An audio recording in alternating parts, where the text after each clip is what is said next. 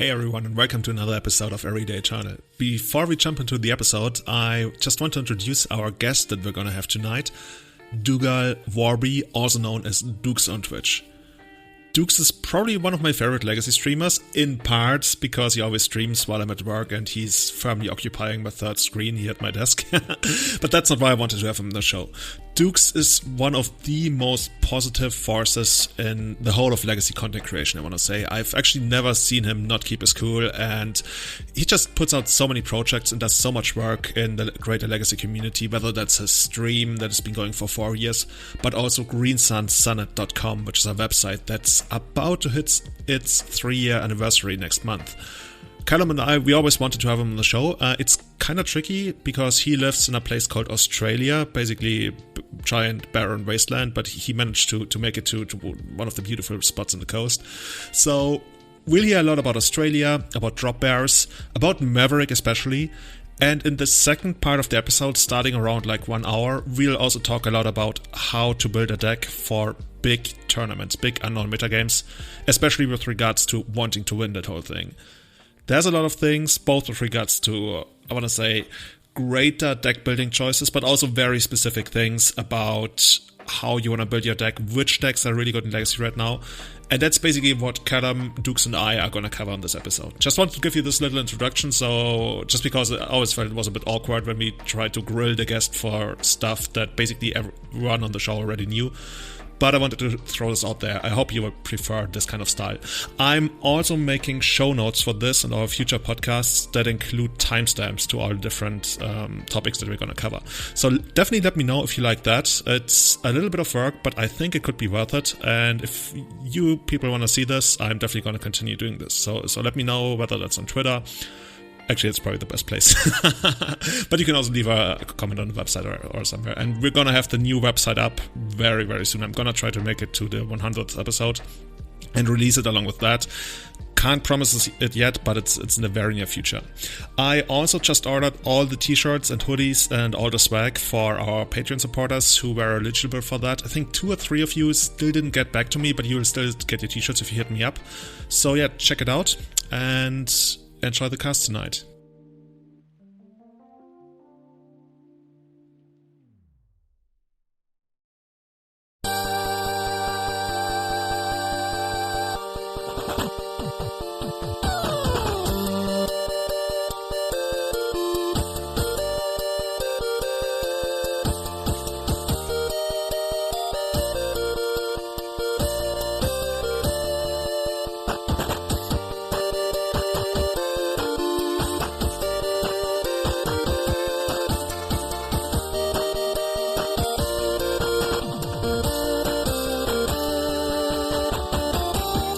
Hello and welcome everyone to Everyday Eternal number 99, your favorite, most deceptively named bi-weekly Legacy podcast.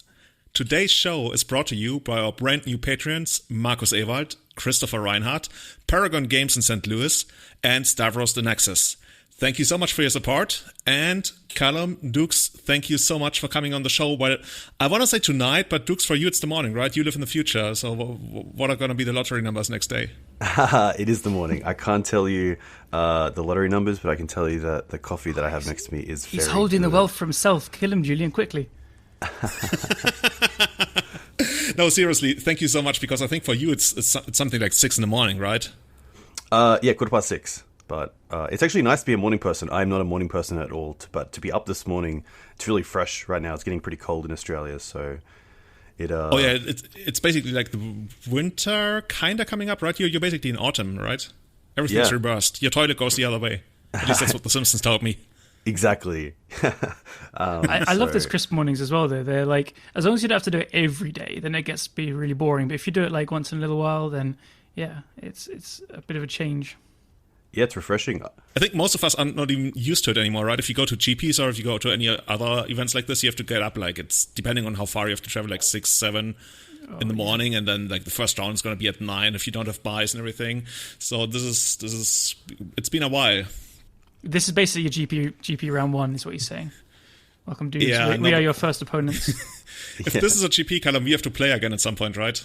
Oh my god! So I've only played 3 or 4 legacy GPs, and I've played you in 2 of them, and I've lost you both times. It's completely whitelisted, rigged. It's ridiculous.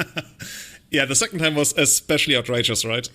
Yeah, it was something about me playing like Plague Engineer.deck and you playing Maverick and you mulling to 4 cards in game 3, and I lost. Kind of like a win and in for day 2, or rather like a lose and out. And as I was mulling into 4, I remember I was even like in my head, I was going through the trains back to Munich from Bologna.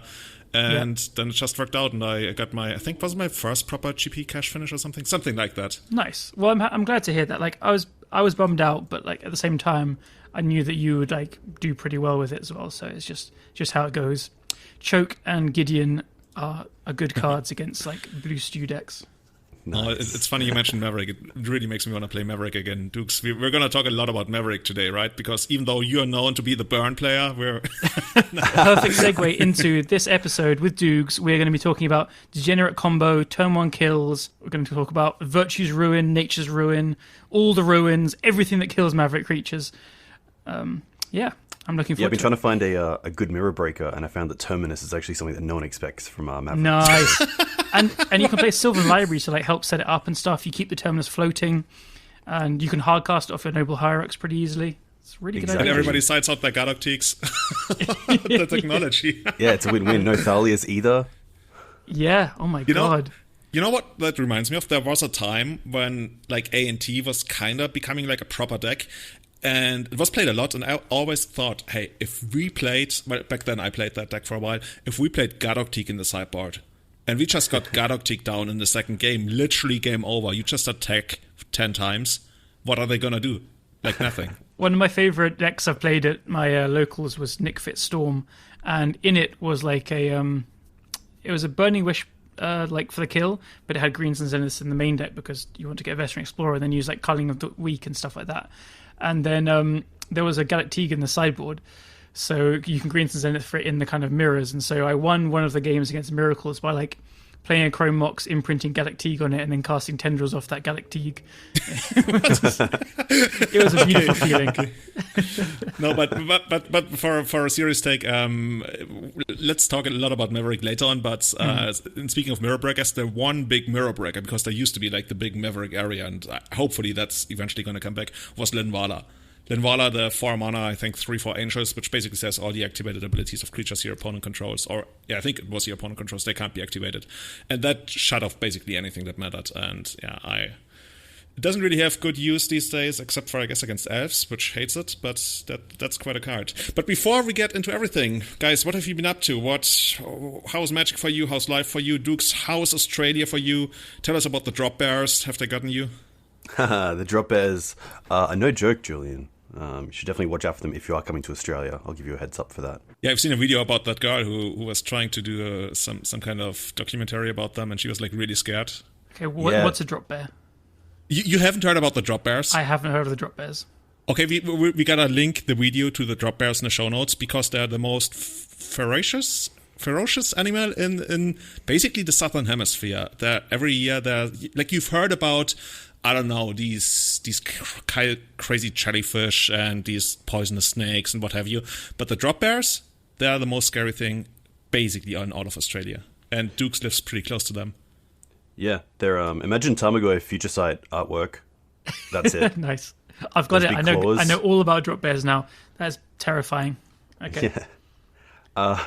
But overall, Australia's done really well with the virus. I know that down in Melbourne, in Victoria, they've had probably the worst of it with lockdown and just being hit by the virus in general and shutdowns across the economy. But Queensland, where I'm from, has done pretty well. We had 2 weeks of lockdown, and then we've had here and there sort of 3 or 4 day lockdowns. But Paper Magic has been running good. We have weeklies up here, which is nice for Legacy, which during those 2 weeks were down, but other than that, all good. Just, we have to do social distancing and wear masks, but pretty privileged here in Australia, especially when it comes to Paper Magic. Yeah, it's actually kind of crazy to hear that because in Germany we are so far away from anything like Paper Magic and probably like still half a year or so. But I think even in the UK it's getting a lot better, right, Callum? Yeah, so just yesterday, pub gardens opened again. which to the delight of everyone in England. Yeah, I went with my family and dog, and we just like, it was therapeutic. So yeah, that's just a huge step. And with that comes like kind of gyms, swimming pools, hairdressers, all this kind of stuff, and shops are allowed to open. So yeah, we have that. And then I think in roughly another month, we have another stage of things reopening where we can see up to 6 people inside, or House of 6. I can't quite remember. Oh, they failed. They should have made it 8, right? FNM, come on, 6? Yeah. How's that gonna work? Maybe I can't actually remember the exact details. I'm kind of blanking on it. But then May 17th, I think, is slated to be where everything should be starting to get back to normal. It's obviously, it feels a bit optimistic still, but vaccines are really fast. Like right now, everyone over 50 has been offered a vaccine shot. So.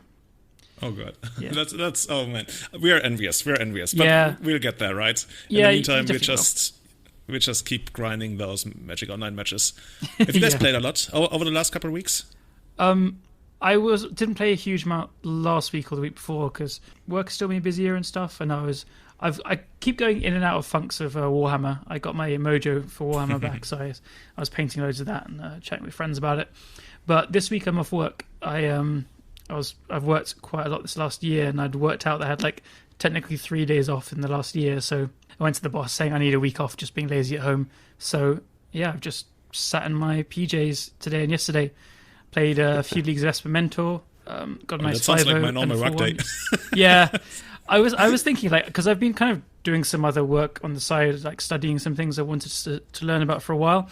So it's kind of worky days. I'm thinking, God, if I could just play a quick match of Magic Online to the side while I'm working, not too bad actually. I mean, that's why I have 3 screens here. It just like changes the world. I just have 2, and I think I need a third for all the stuff. You definitely need a third. Dukes, how many screens are you running on? I got 3. I got 2, and then 1 is vertical. What do you call it? Portrait? Oh yeah. I saw that in your stream. Those are fancy.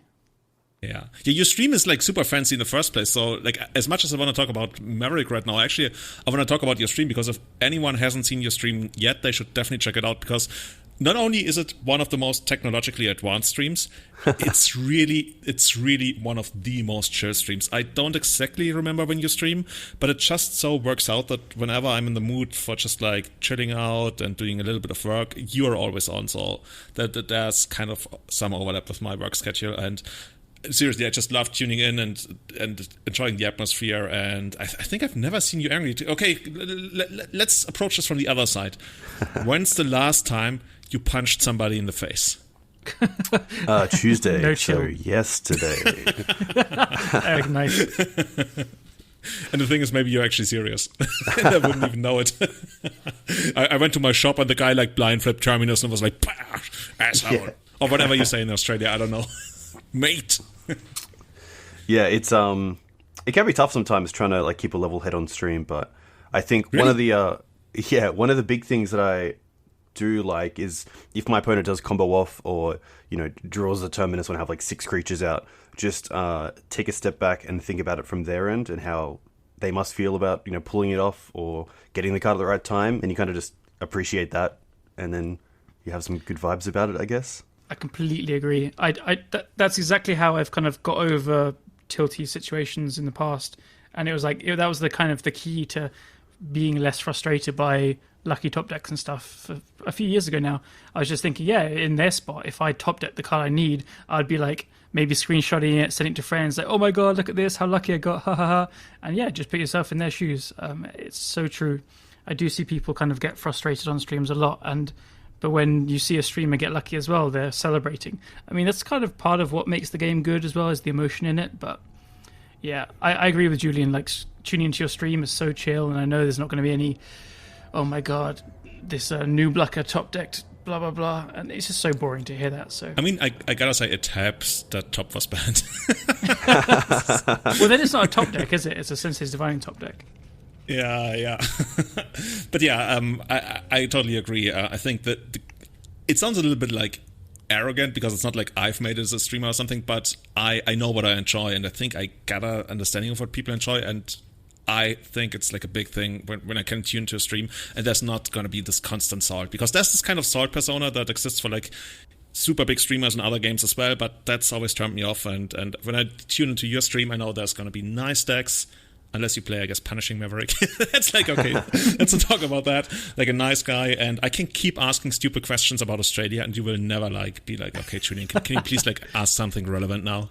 No, that's really nice. It's very cool to hear you guys are a fan of the stream because, yeah, I remember watching you, Julian, a lot, especially at work. I'd always have you on my laptop at the bottom of my sort of work setup, and then have my desktop screen set up with my actual work. And I'd have people come past and go, "Oh, who's that guy?" I'm like, "Oh, it's Julian." Like, you don't know who it's Julian. Yeah. It's Esso on the screen. Yeah. Don't you know him? You should sub to him. Oh, yeah. Oh, that's amazing. Actually, for the people tuning in right now, we're also going to have it in the show notes, a link to your stream. But when do you have like fixed times in your stream? Because you gotta check out the Duke's experience. Yeah, so I have 2 times a week that I stream. Thursday nights at Australian Eastern Standard Time of 7:30 p.m, which is GMT plus 10, and then on Sunday mornings around 10:30 a.m. But it depends on Saturday night, and if I had a big night, I might start at 11, just to give myself an extra half an hour to big night. What's a big night in your book? Just like going out with a few mates. Thankfully here we have like sports back, which is awesome. So yeah, sometimes Saturday nights can get pretty rowdy. Oh, I love that. I love picking up words. Like I've picked up so many like British words from Callum, and I've never heard rowdy. Like, hey, it's getting Rowdy's rowdy. Great. We use rowdy as well. There's a lot of similarities in slang between Australia and England. Yeah, I wonder where we got it from. No idea. Guess you gotta have more Americans if you want to learn even more of that kind of stuff.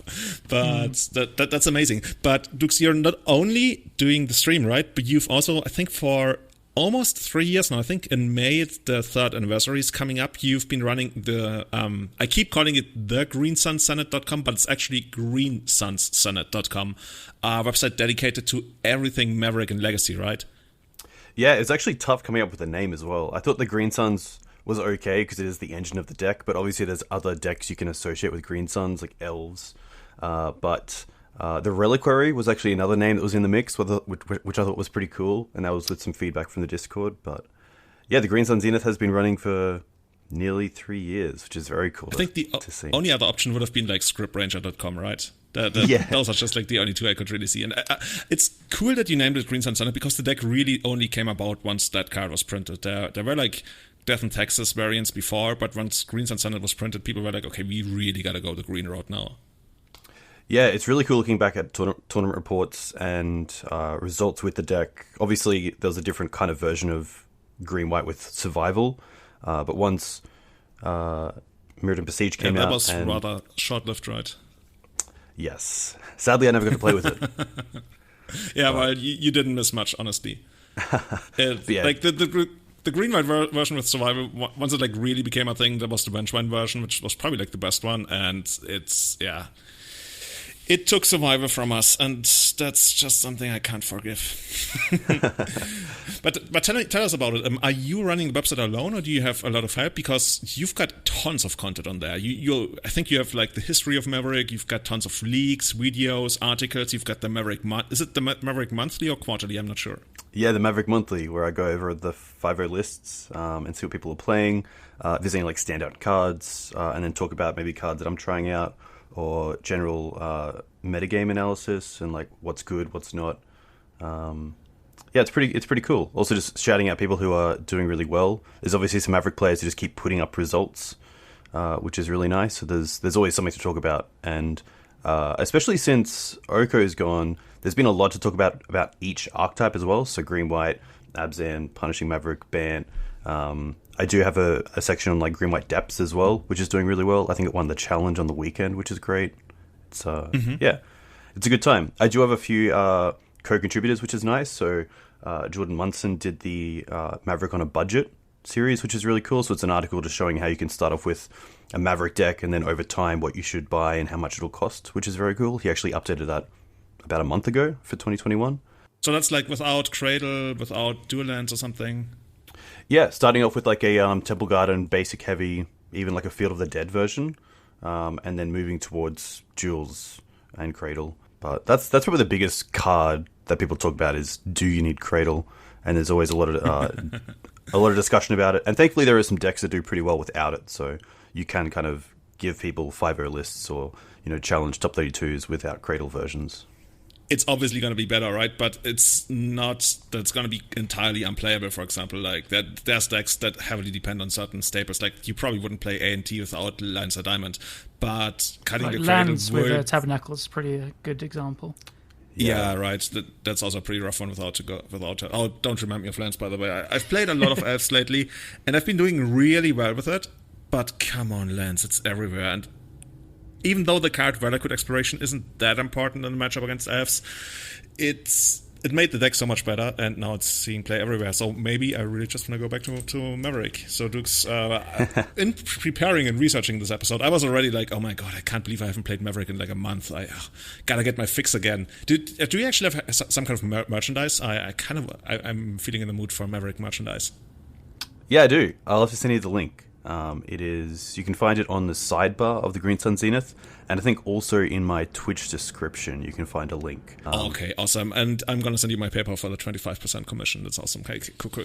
Let's move on. That's more than fine. I will quickly shout out as well those who have come on for the Maverick matchup analysis, which I've been doing for 4 months now, just looking at different archetypes and how the matchup is between Mavericks. So I did D&T with Phil Gallagher, I did Rich Carly and Rug Delver, Achilles 27 helped me out with the Eldrazi one, and then I currently have one coming up with Ali Lindblom with Lands, which should be pretty sweet. You're putting a lot of work. So on average, how many hours a week do you actually put in basically your stream and the website and everything associated with that? Yeah, it's a good question. I guess the stream is probably 3 hours each stream, so that's 6. And then I started doing YouTube exclusive content once a week, so I guess we'll add another 3 there. And then just general site maintenance, doing some of the back end is kind of what I do in real life, so that's always pretty fun to tweak. It kind of depends, but yeah, maybe 12 to 15 hours a week. Well, that's quite a lot. Yeah, but it's spaced out, which is nice, so it's never a chore, which is awesome. Maverick's always, and I guess Magic in general has always been a hobby, not so much a business. A labor of love. Yeah. And I guess it helps that you know what you're doing. Dude, when I started like building websites and stuff, like the last time I had built a website was like in Dreamweaver in 2000 or 2001. Nice. And like now looking into WordPress, I loaded way too many plugins in there, and people were like, dude, what are you doing, Julian? Like this is not how we build a website these days, but okay. But you already mentioned that you're doing matchup reviews, and just off the top of my head, one of the questions we received from our many Patreons over the course of the week is from the eternally surprised, who's been asking about the Ninjas matchup guide. Because apparently that's like a big thing that they are waiting for, and you still haven't delivered yet. It sounded like you were due for one. Yeah, Ninjas is a good one, because it is a matchup that can be pretty difficult, and it's kind of got that 2 layers of creatures where do you kill the enablers or do you kill the payoffs? And do you have the time to kill the payoffs? That's the big thing. So I think, yeah, finding someone within the Ninjas community to do a matchup analysis would be great, because I would learn a lot as well. I definitely have trouble with that, especially the 4-mana card. Oh, I hate that card. The one that whenever it attacks, you draw a card. They always have it when I have Caracas. I was just like, I can't deal with this. It's like it's funny how like well, nobody remembers the name. It's Ingenious Infiltrator. That's it. Oh, yeah. Is there anything Callum doesn't know? I like Magic a lot. I spend a lot of time looking at things.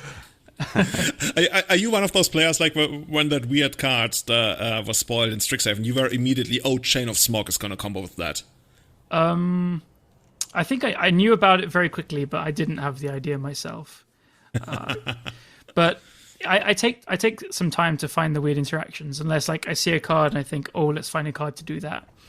And then actually, yes, I did know it straight away, because I already have Chain of Smogs that I bought for like 20p 2 years ago, because when Ral Zarek from War of the Spark came out, it also combos with that. It's got the same kind of ability.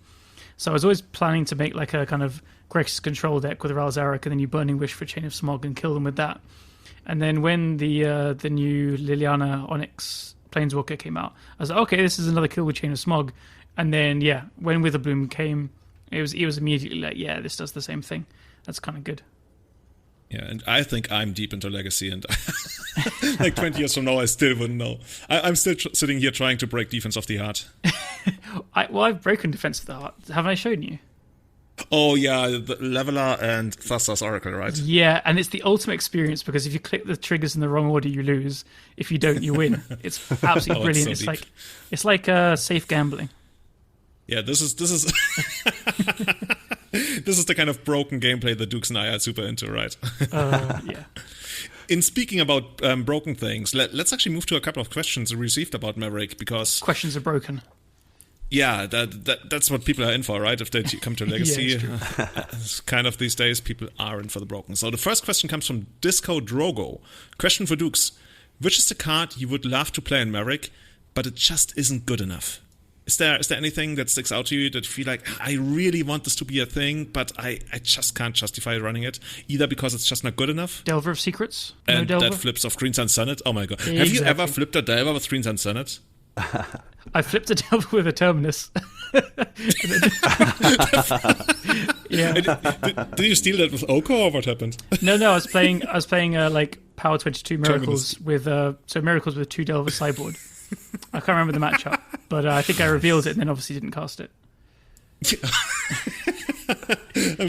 Okay, I'm loving it. Okay, sorry. This is carry on with the question. We keep going like way off topic, but if you've got interactions like this, I want to hear about them. There's really fun stuff you can do in Legacy. We can leave it at that.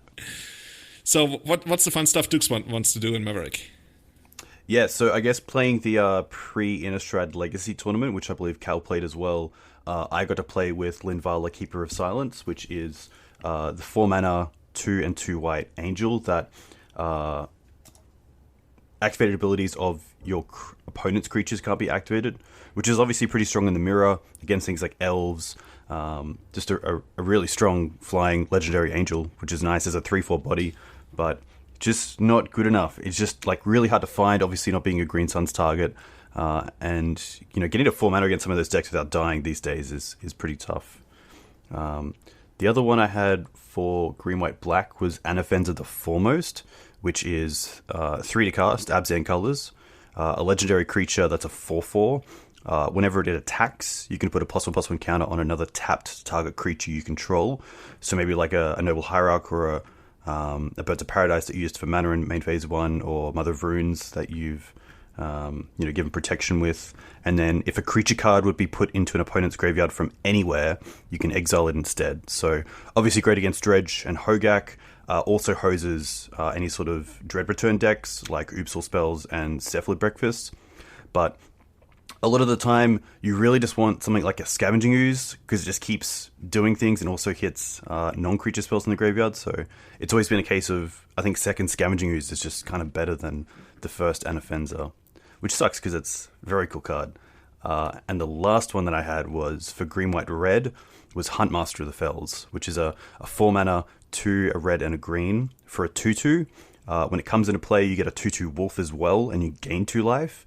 And then at the beginning of each upkeep, if no spells were cast last turn, you can transform it into a 4/4 Trampler that when it transforms, it deals 2 damage to target opponent and 2 damage to up to 1 creature that player controls. And then it flips back if a player casts 2 or more spells in a turn. So a heap of value. It comes down and gets value straight away, which is great.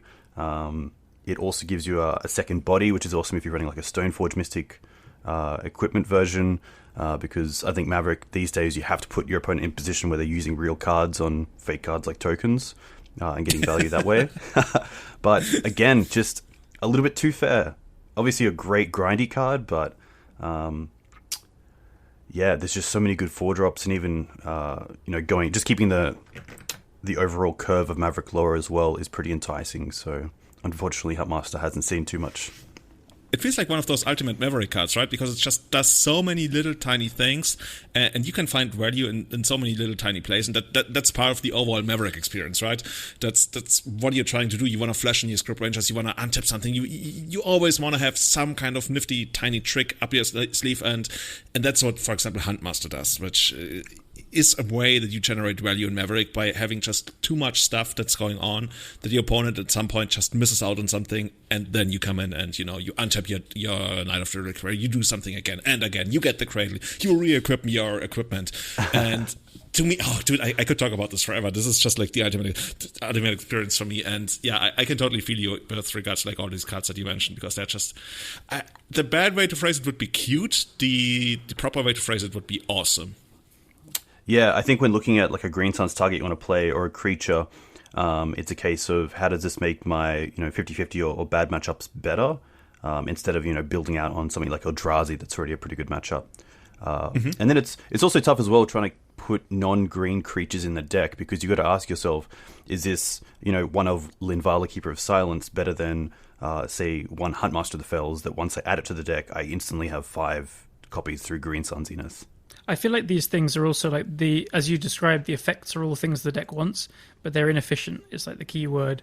They just, as you said, like Linvala doesn't come down a turn in time for elves, and Offenza like does what you want in these matchups as well, but like, so you're like Green Sun's anything at like on turn 3 if you have a Dork, or turn 4 usually, and Scooter's going to be like just come down a turn earlier and pressure to eat more things.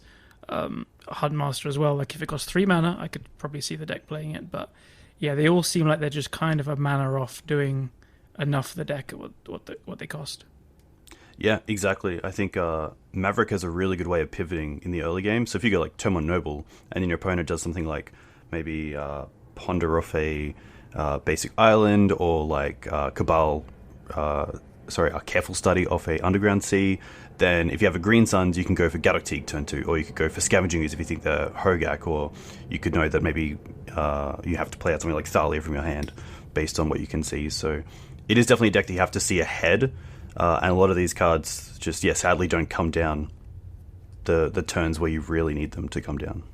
Yeah, and like that's a really good point. The cost of Green Sun Zenith, the extra 1 mana, like the flexibility it provides is insane. The card is amazing, but it's not a free thing. 1 mana in Legacy is a lot of mana, and this is a good reason why like Green Sun Zenith is hugely playable, and Finale of Devastation isn't playable at all.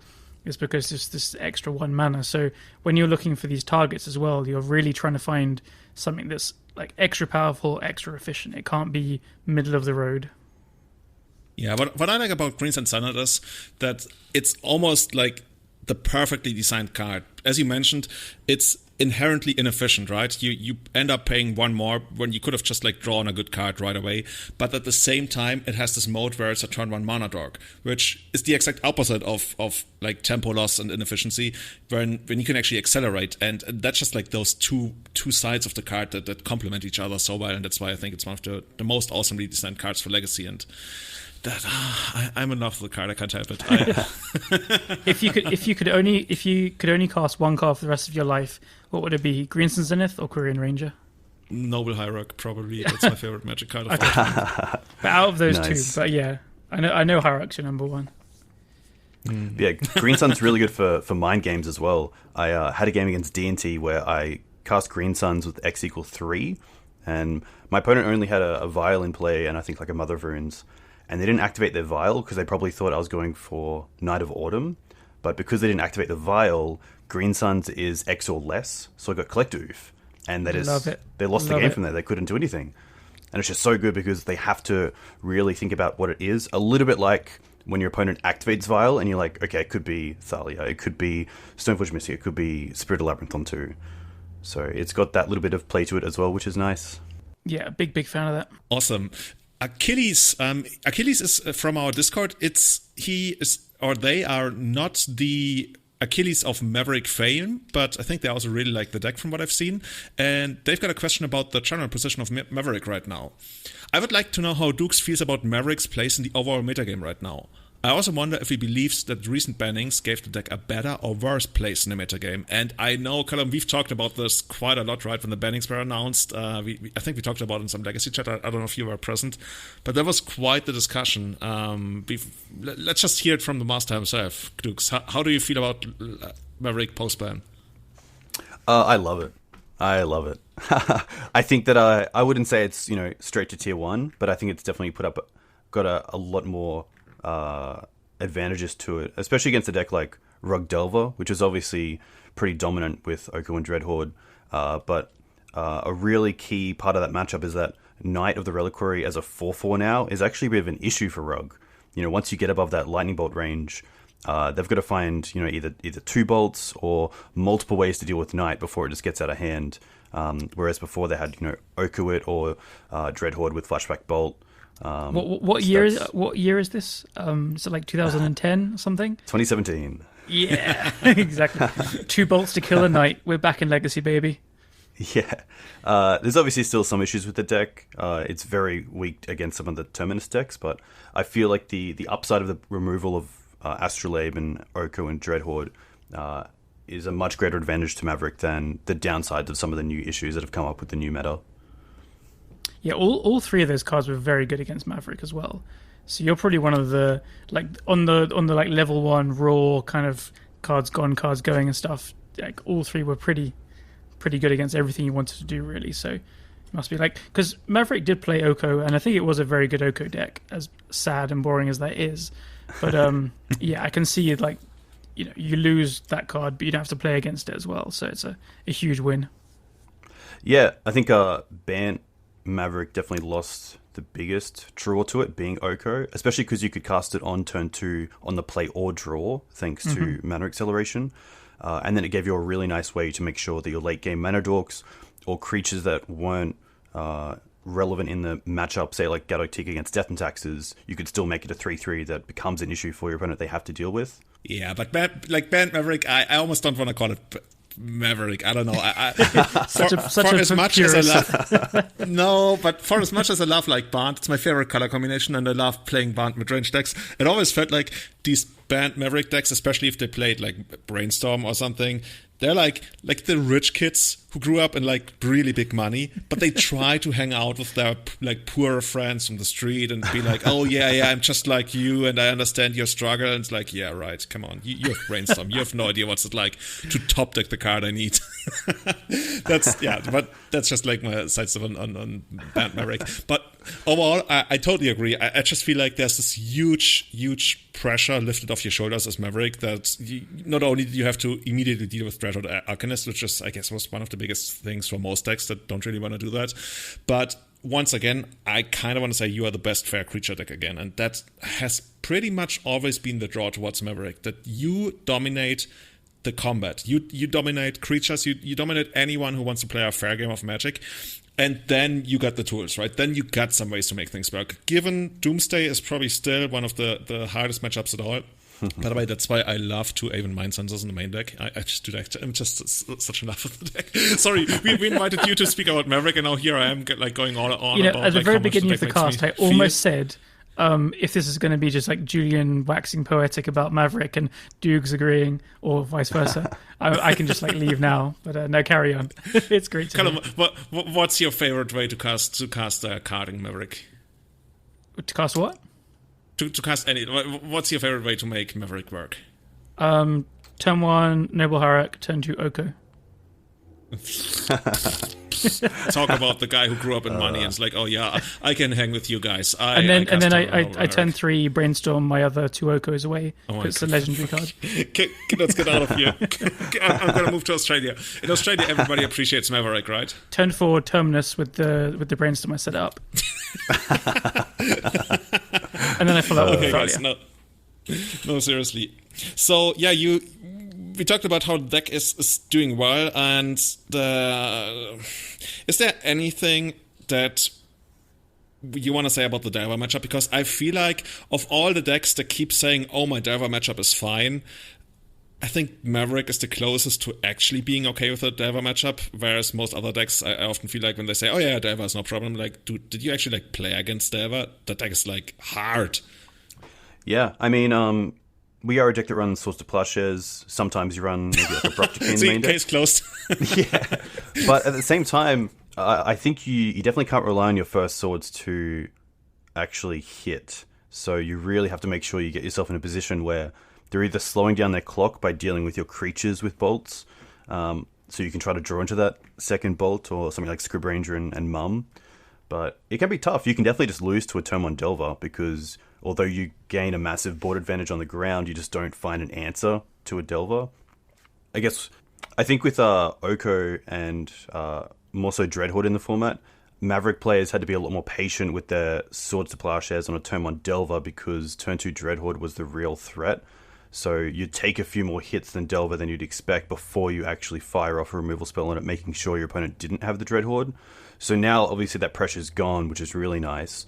And a lot of the ground creatures like Hooting Mandrills or Tarmogoyf can kind of be answered in just your bigger creatures, like Another Reliquary. You really only have to care about an early Delver with your removal spells, which is kind of nice. So I do feel like the pressure of the matchup has been taken off a lot, but you definitely need to respect a turn 1 Delver, and also respecting counter magic. That's probably the big thing, not just firing off a Swords because you have the open mana. I'm a big fan of sometimes untapping and make sure I can play around Daze or Spell Pierce if I saw that in that deck. And what are you doing because in my experience the matchup always comes down to you make these early trades and eventually they get a threat like, for example, True Name Nemesis that you can't really interact with, and if your life total is low enough or they have like reach, then it's gonna be problematic. And in the past, usually what we used to do is like we leverage equipment, right? We either got Swords of Fire and Ice for the protection from blue and red, or Better Skull to just like raise it in the air. Is that still how it works, or are there any kind of like new toys that we can use in Maverick? Yeah, Questing Beast is obviously a pretty nice one. Probably one of my favorite cards to cast. And chat always goes, pretty mental when it comes out. Questing Beast is just a reality smasher. Let's face it. It is when it has Exalted. And it doesn't tap. It's like the reality smasher always comes to play tapped and attacking. Questing Beast is like not even comes to play tapped and attacking. It's like comes to play hitting your opponent. It's just done. It's there. But yeah, jokes aside, I just wanted to try and bring you down a peg. But it is an amazing addition to the deck. Actually, I was kind of skeptical when I started seeing it pop up here and there because kind of it is pretty bad against Karakas, but you can protect it with your own Karakas, which is actually quite nice. And it is just a really powerful card. It attacks through a lot of the kind of idiots that just gum up the board in kind of fair mirrors and stuff. I've seen it attack through Liliana Emblem, Zombies, and Field of the Dead so many times, actually. It's kind of real. And it just hits so hard. Yeah, especially the Delver decks that are playing Young Pyromancer. Yes, those 1/1s can sometimes be a huge issue with getting through with your big knight. So having Questing Beast to really just, kind of put those aside and just swing straight at the face is really nice. And also kills True Name Nemesis, right? If they ever end up blocking. Exactly. Yeah, hilarious. I love seeing it on GO. Have you killed that Pretenders with it? When they didn't see it and they just like blocked and it's like, oh, Death Touch and damage can't be prevented? Like, what the fuck's going on here? I think I've had an opponent block with Progenitus and then pause and then take it away. Like unblock. I sadly haven't got the goods yet. I actually had a really annoying one where my opponents they stole my Questing Beast. No, they played Questing Beast and they had an Icewind Coatl and I didn't even think of it, and I blocked the Icewind Coatl with my Scrib Ranger because it had Pro Blue, and then my Scrib Ranger died and I was like, MTGO, like obvious MTGO bug. And then I was like, wait a second, damage can't be prevented. I just lost my Scrib Ranger. So big. But yeah. Forget what I said about Handmaster of the Files. Like, Questing Beast is the ultimate Maverick card. Yeah, which does give us some game against True Name. Another card is Clothis, which allows us to clock them a little bit and gain some of that life back. So True Name only really deals the 1 damage, which is nice. It is tough as more players are trying out cards like Skyclave Apparition instead of a card like Council's Judgment, because obviously True Name is a card you can't hit with Skyclave. So sometimes you just realize a turn 3 True Name comes down and you go, wow, I actually need to beat this clock because I don't have a way to deal with it. Yeah, makes sense. Man, I'm just feeling it. Sorry, I can't stop myself. I think actually right after this, I'm gonna load up like Green White Maverick, and I'm gonna Questing Beast a couple of people. I feel like a little child. I'm supposed to be like a host and producer on this podcast, but here I'm like just like, oh yeah, keep talking. I satisfy my desire for green white cards. No, it's awesome. You definitely have the better results with Maverick than I do. So if anyone here is a master, then I'm definitely giving it to you. I got like 4 times as many years playing with it, so I guess that would just like come naturally. So give it like another year. Like I got my first GP cache with Maverick after like playing it for 10 years, so you still have a lot of time. What was the GP you did the big report on? I think it was on the source. That was GP Amsterdam. That was my second GP ever. GP Amsterdam 2011. That was, wow. Oh, I'm going to link to it. I don't want to go too deep into it because that's, I don't want to talk too much about me. I already talked enough about me. But this is the GP, the most awesome best GP of my entire life because... Is it the one where you almost played High Tide? I almost played High Tide together with Mark Vogt, and then like right before the night right before day one, I decided, hey, this is not the way to go, and I switched back to Maverick, and I've been feeling it ever since. I can even like from memory tell you about every single match I played, but that's not what we're here for. But you actually played it really, really, really well in not the most recent Legacy Challenge, but one of in the most recent ones, right? I think it was your very first Legacy Challenge you ever played, and you immediately top 8'd with the deck, right?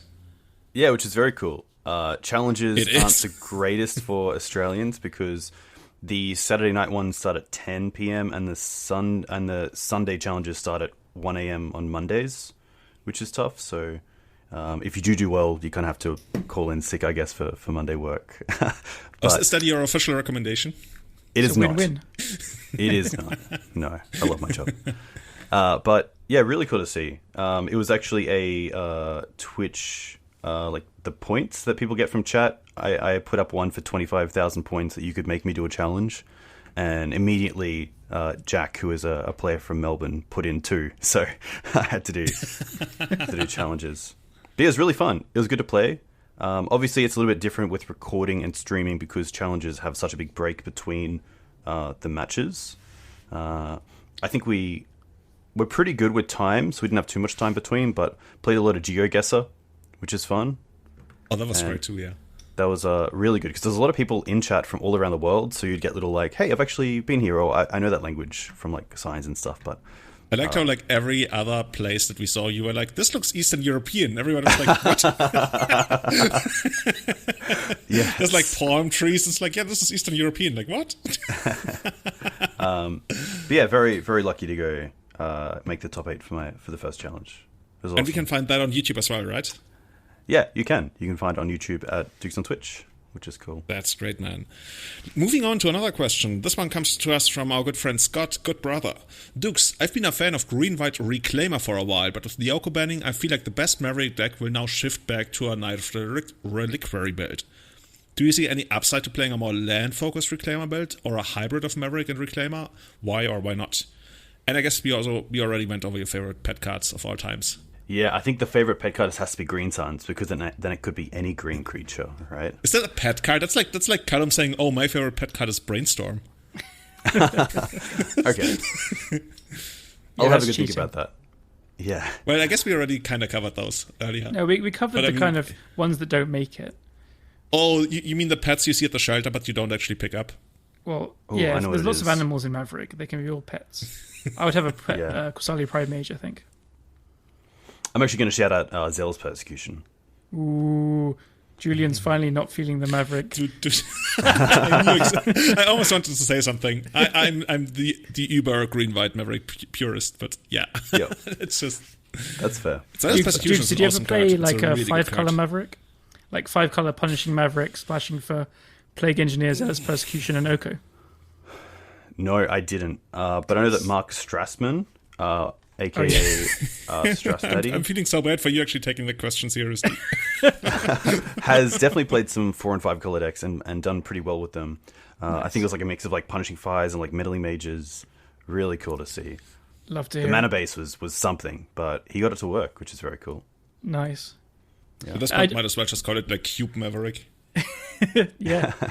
But the Green-White Reclaimer deck is really interesting. I played it on stream and definitely found myself playing the deck as a Maverick player, where I was wanting to build out the board when I should have been doing things like Turn 1 Reclaimer and then hold up and get flagstones and start building up my mana that way. So I do think that the land base definitely helps you against decks like Control, where you do have Field of the Dead as a nice win condition. It's a really interesting deck. I know that FP Pauls was a big fan of it. It was pretty big during the Dreadhorde metagame. I haven't seen it too much recently, but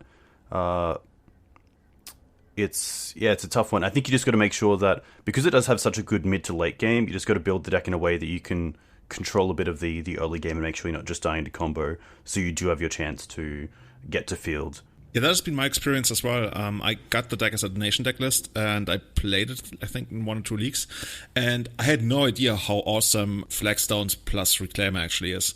Because that way you really ramp up, right? And I almost felt like the Dark Depth combo was just like something you did on the side, whereas ramping into Field of the Dead eventually, that felt like your big game plan that they had to try and stop, which is like super hard to stop in the first place. And then while they do that, you can also make a 20-20 and crash in at like moment's notice. Yeah, it's really nice to have the backdoor win of Dark Depths, which has been showing up in more Maverick lists in the mana base, which is just a nice way to have like a secondary win condition, because a lot of decks just can't deal with it once they've used their Swords to Plowshares or maybe Brazen Burrows on your early creatures. But yeah, I mean, Dark Depths is just so strong, even when people, especially when people don't expect it, but obviously when people do expect it, they have to play in a way that they let your early creatures go so that they have an answer later on, but then you might just overtake the game with your early creatures. And that's the beauty of having 2 different game plans. That's something I always encounter in decks that I enjoy. It's the same for elves, so you have like the grind plan and the combo plan, and when you have something like that in Maverick as well, it just feels really good. I guess the other way to do it is to eventually have the threat of a Giant Knight with like 2 Mother activations and a Script Ranger, so you can just like get in there and be like, hey, hit you for 9, game over.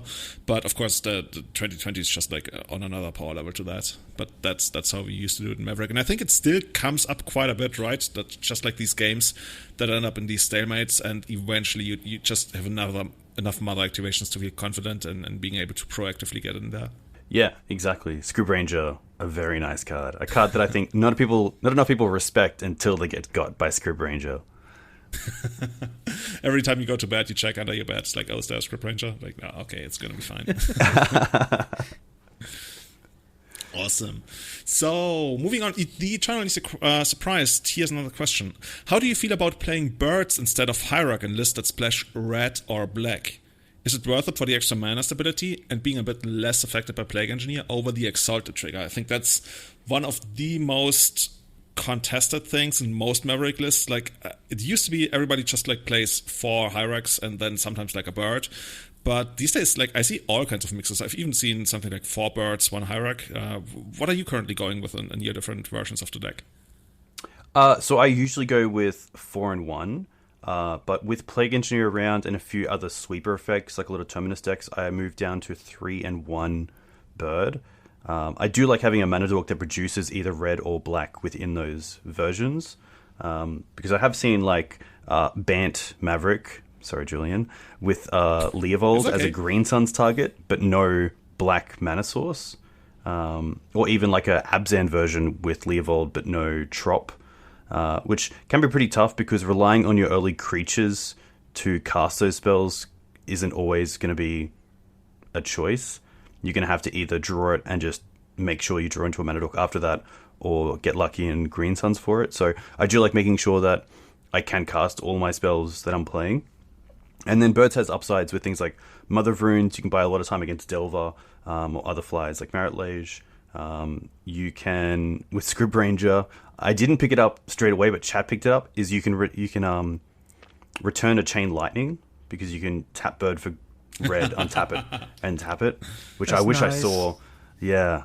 And then even in versions where you're playing Leyline, but you're not playing black, you can use Script and Bird to actually hardcast a Leyline, which is just nice to have the option.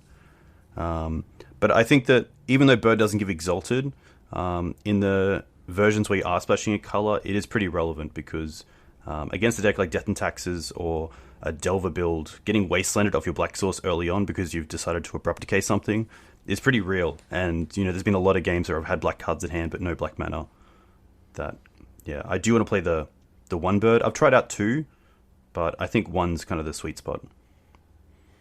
Awesome. It's interesting that you mention the lack of Exalted and getting Wastelanded, because my impression has always been that the more colors you splash, or usually you just splash 1 color, right, in Maverick, you become a little bit more defensive because you also get to add these reactive cards like Zealous Persecution or Plague Engineer and stuff. And that also gives a little less value to the overall super aggressive plan that you would usually have with like a pure green-white list that tries to wasteland as hard as it can and get in there for damage. And yeah, but by splashing these extra colors, you're slowing down your game plan a little bit, but giving you more options. And I think in lists like that, it makes kind of like quite a lot of sense to maybe even go for, like you mentioned, 2 birds. I wouldn't hate that. I kind of like that. Yeah, it's been really interesting. Like Tom Herzog was playing the end of last year and 5-0ing with a green-white build that was playing 5 basics, which is cool. I don't think I've ever seen up to 5 basics. But he was playing a really old school list with like 2 Qasali Pride Mage and like I think 2 birds. Like a big smile all over my face. I've definitely been trending to play out all my games like I'm green-white and try to not show the extra colors that I'm playing in game 1 if I don't have to. So, you know, you can be ahead on D&T and then play a Plague Engineer to really close it out, or you can just try to play it out without showing that you're on black. I had a game against Doomsday that I was lucky enough to not show red in game 1 and then be able to Pyroblast the Thassa's Oracle in game 2. Oh my god, That was really cool. You should do that on stream, like in an actual tournament or something. Yeah, I'll have to find it, because it is recorded, which is nice. But yeah, I find that sometimes if you are splashing a color, you got to make sure that when you're not putting yourself in a position where, you know, you're going to use that color once and then get taken off it for the rest of the game. So that's just another reason why I like Bird. But Forked Bolt has been a card that's been getting some play recently. That's been getting me a lot. Oh, tell me about it. In speaking of switching up a couple of your creatures depending on their creature type, what do you think about running Giver of Runes, either in combination with Mother of Runes or entirely over it? Is that something that you're considering, or are you like very firmly on Mother? Pretty firmly on Mum. I think the upside of Mum being able to target herself as well just means that your opponent has to really apply a lot of pressure to your opponent having to actually find removal in the early turns. Or find a sweeper like Plague. Plague just really hard because it's very tough to try to like wasteland your opponent out to keep them off Plague, and there's no real good ways to buff creatures. I was actually playing around with I'm gonna forget the name of it, but it's a legendary creature. It's I believe from Aether Revolt. It's 2 and a green. When it comes into play, you can put a +1/+1 counter on up to 2 target creatures you control, and then creatures with +1/+1 counters on them tap for green mana. Julian's expecting me to know it now. I played it in Cube just like 2 days ago. I think it's something Renegade. It's something. I can see it right in front of me. It's like this elf or something, and he's like stretching out his arm. Yeah, I know which one you mean. Which is pretty fun. It's also legendary, so you can like return Rickshaw. it. There we go, Rickshaw. Which is a legendary creature, so you can like return it with Krakus, replay it, get more counters. But I just found that it was, you know, if your opponent has Plague Engineer out, it's not doing anything because your creature's already dead. And then like Gideon Emblem is a bit too late as well. You just got to play into it, unfortunately, and just hope that you can get there before then. Yeah, and fortunately you have more creatures that survive it. Something I've been trying to do sometimes is when I play against super control heavy builds, I would sometimes take out all my Noble Hierarchs. And then I'm like somewhat less vulnerable to it, but you still like your Thalia will die, but there's only one Thalia that's ever gonna die, right? And then you can try to Swords to Plowshares it. Unfortunately, Mom dies with it, so yeah, I've had some big blowouts, especially when it's like, you know, the classic like turn on Noble, turn to Mum and Thalia, and then it's like Plague Engineer. So it's like, okay, it's a 3-for-1, and then I'm going to spend a Swords to Plowshares on it. It's a 4-for-1. My opponent has like 6 cards. I have like 2 cards. Yeah, the opponent is like, oh, you're so lucky you had that Swords to Plowshares. You're like, yeah, I'm so lucky I just got 4-for-1. That's what happens. But yeah. I agree. I also kind of like it with Mom. I just wish I could like it even more now, because Mom is one of those cards that really makes the deck tick, and it kind of sometimes hurts me when I see that people are cutting back on her, but let's not go there. How many Moms are you playing? I'm playing 3. Okay. There was a time where I was running Sylvan Safekeeper as a Green Sun's target that could also protect straight away, but I didn't like that in the early game. It's obviously a little bit rough losing a land just to try to keep some of your creatures alive. There are small upsides, like you can play your hate bears out like Thalia and Canonist against a deck like Ant, and then play around Massacre by like sacking your 1 planes. But it's not the same, unfortunately. It's pretty insane against like classic miracles, right? When you get to protect your God of Teak. Definitely, yeah. Especially with something like Teferi Bounce is still targeted. Council's Judgment can be a little bit rough because that's a great way to deal with a card like Teak. But yeah, turn 1 Mum into turn 2 Teak gives you a lot of game against Bant Miracles, which can be a pretty tough matchup. Yeah. So let's put your money where your mouth is. There's a big tournament tomorrow in Australia on Magic Online. I don't care. It's a big, giant, unknown event. Which version of Maverick are you playing? That's a tough one. I think if I was a player, I would look at what do I have. That's why you're on the podcast. We put you to tough questions. That's fair. Okay. So I'll ask myself, what do I have the most experience with? I probably wouldn't play like a 4-color version of Maverick or maybe Bant Maverick because I don't have too much player experience with them or playtime. Green-white I do like. I think it's very resilient and consistent, and it's got a nice mana base. And I think when it comes to a big tournament, taking a lot of stress out of it is by making sure that you're going to just have a nice mana base that can cast everything you want to cast. I'd probably try to do some sort of metagame analysis to see if I do need cards like Thoughtseize against some of the combo or control decks, or if I do need Plague Engineer, because Green-white can still have some issues with go-wide strategies, especially even if you don't have like an answer to a turn 2 Young Pyromancer. It can be pretty tough. I'm a big fan of Decay and Plague Engineer and Thoughtseize, so I'd probably go with Green-white black, but I'd make sure that I have a 2 Bayou, 1 Scrubland split in the mana base to have 3 jewels and 3 black sources. I think Green-white black's pretty nice, especially for big tournaments. I think there's going to be a lot of Delver, and having that extra removal in Abrupt Decay is really handy. It's just an issue for going for those early black sources. That's why I like to have a few copies instead of just the 1-1 split. So the answer is Abzan. Yeah. The answer is Abzan. Are you going to send us a list? Because I want to link it in the show notes so people can basically give it a try if they want to pick up Maverick for an unknown meta or have never tried it before. So don't put like any crazy Unoffensive of the Foremost cards in there we talked about earlier. Yeah, cool. I'll probably play the same build that I took to the challenge top 8. So awesome. I like it when somebody believes in the list. Yeah. So, in speaking of big tournaments, Scott's good brother, he actually sent us a question, I think for the last episode already, but it was like too big of a thing that I didn't just like want to go over it like very quickly. And that is the question, can we talk about the best deck choices for a super high stakes event? You know, like the 40K, the 100K that's coming up in the US, or really any kind of big tournament that you're going into. And I guess the hallmark of a big tournament is that you really don't have all that much information about the metagame. Like unlike you know, like your local metagame, or even sometimes if you go to like a smaller NKM, you know, people are going to be like that. If you go to the 100K in the US by the end of this year, I think October 3rd, how would you pick your deck? And I think that's just like such an interesting question, because I mean, most people will probably play what they have because Legacy is an expensive format. It's not like in Magic Online where you're like, oh, I'm going to play Delver, I'm going to play Storm, I'm going to play Eldrazi, whatever, I got it. In paper, you probably like have a very limited selection of decks you can pick from, but there's still choices to be made, right? How do you build your sideboard? How do you build your mana base? How greedy do you want to be? I see all these like sliding variables that you can adjust to come up with a perfect deck list for your tournament, and that's the kind of micro tuning that you can even do even if you just have like a single deck.